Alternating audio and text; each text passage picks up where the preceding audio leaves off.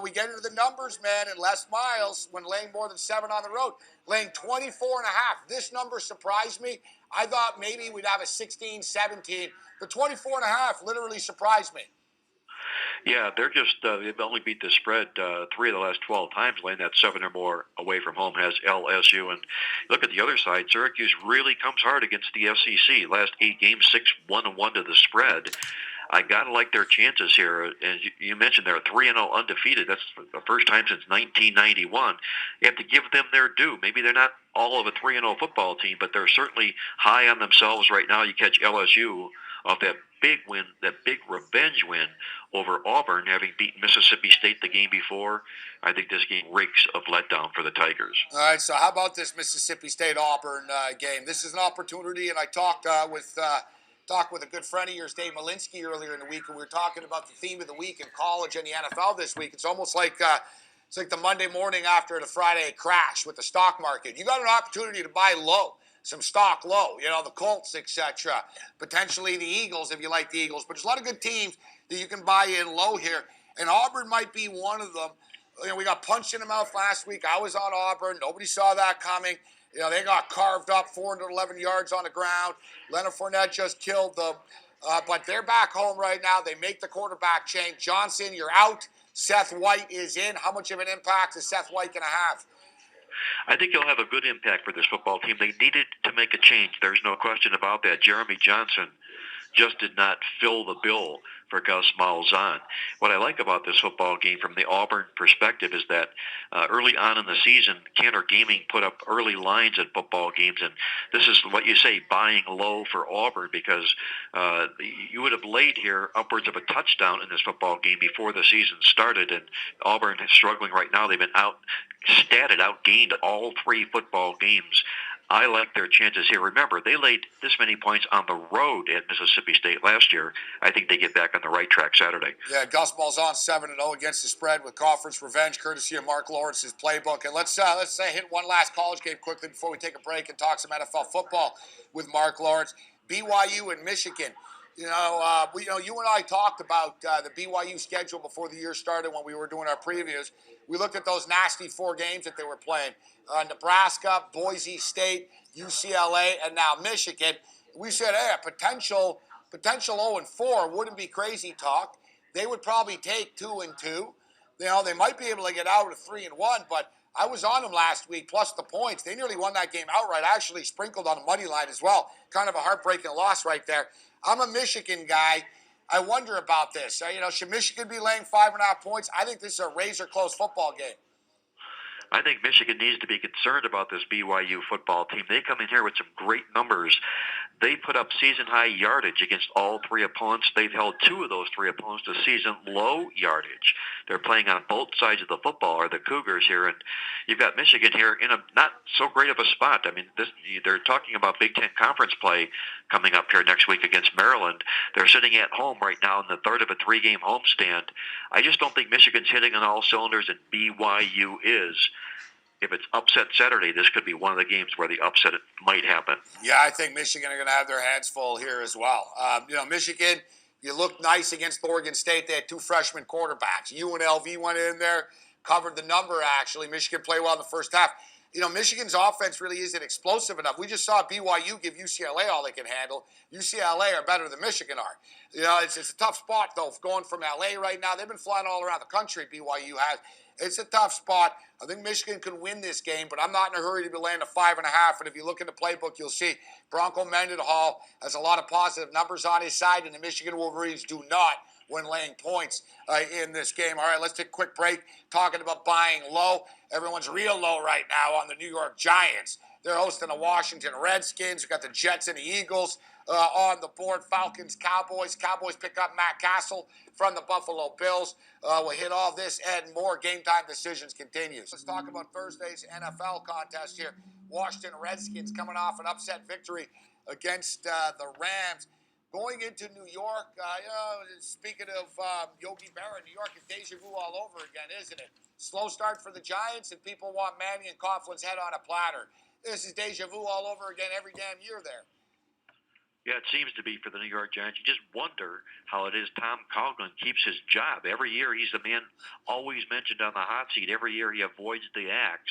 They've gotten off to this 0-2 start again this football season when a lot more was expected from this team. Everybody thought that they'd be in the chase in the NFC East. They found ways to shoot themselves in the foot this football season here, but I think this could be the right spot for them this week. That's the thing, and your numbers tell us, don't they, that this is when Eli's at his best, when everyone's giving up on him, and when he's playing within the division. Eli's been an NFC East killer over the years.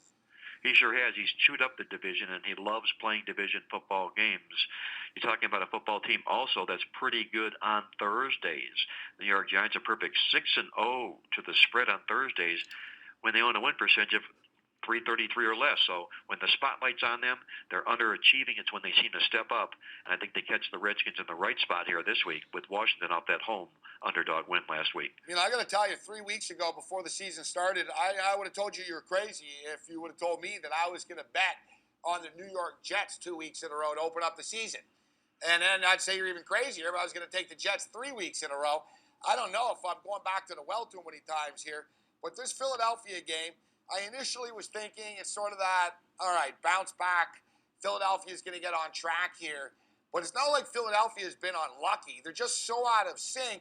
And I don't know how you're going to get in sync against that great Jet defense. They got a great, great secondary. They're getting after the quarterback. They can punish you on the ground. They can run the ball. They can play ball control. Fitzpatrick's got Marshall to play with. The fact that Decker most likely is going to be out, maybe it's enough for me to say, okay, maybe I'll just pass on this game. But when I'm looking at the numbers here, it looks like it's got to be the Jets or pass. Certainly for the way the Eagles have played. I don't know who laid a bigger egg last week, whether it was the Philadelphia Eagles or the Indianapolis Colts, but both games were just rancid. They both stunk up the joint.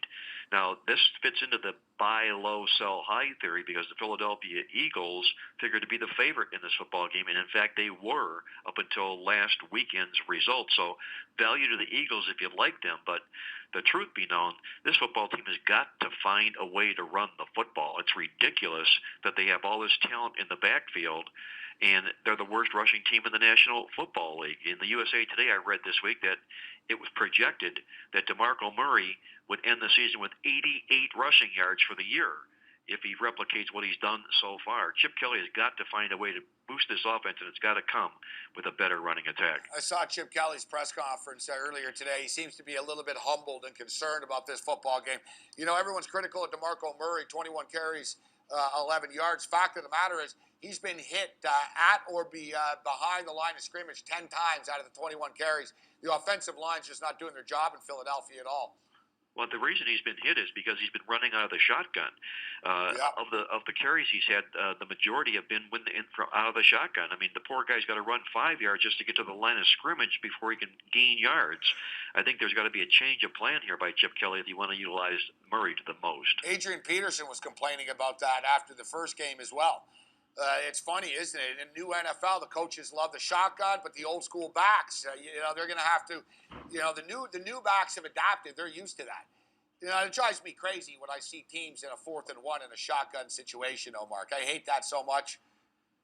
Well, you're conceding 5 yards on a 4th and 1. I know. What are you thinking? What are you thinking there? It's you make it 4th and 6 if you're going to go back there like that. Yeah, we see college coaches do it all the time. So I cashed a ticket with the Dallas Cowboys.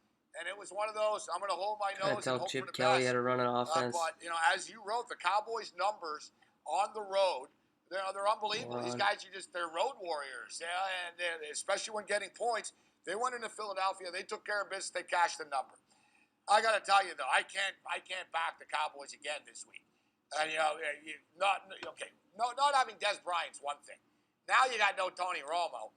I could deal with that. I got to believe that Matt Castle is going to be the starting quarterback of this team in a week or two. He's not going to pick up the offense this quickly. But when you look at the fact that Brandon Weeden, the guy's won 5 games in his career as a starter in the National Football League. And I see, Marc, he's 0-7 all time against the NFC, which isn't very good considering you play in the NFC now. Exactly right. So what that means is get ready for Matt Castle. You listen to Jerry Jones just talk about lauding Brandon Whedon and what he is as a quarterback, but the fact of the matter is he's got more interceptions than he does touchdown passes in an NFL football career. This is not the best spot for the 2-0 Dallas Cowboys to be in this week. They're catching an Atlanta Falcon football team that's really caught fire under new coach Dan Quinn. They're playing some pretty good defense right now, Atlanta, and you couple that with the situation being in Dallas here, I have to ride with the Falcons this week with you. Yeah, and not to mention that as well, we'll wrap it up. Something from your playbook that caught my eye as well, Mark, your numbers, in which new coaches that are 2-0, they generally are successful in week 3, right? The letdown doesn't happen until later.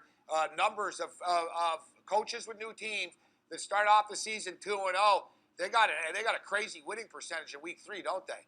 It's outstanding coaches in week 3. I wrote about this in the USA Today Sports Weekly column. I keep a database on new coaches, and this is where they're at their absolute best. You're going to find that to be the case with Dan Quinn, the Atlanta Falcons, the New York Jets, Todd Bowles, and Gary Kubiak for the Denver Broncos this week. They're all out to 2-0 starts.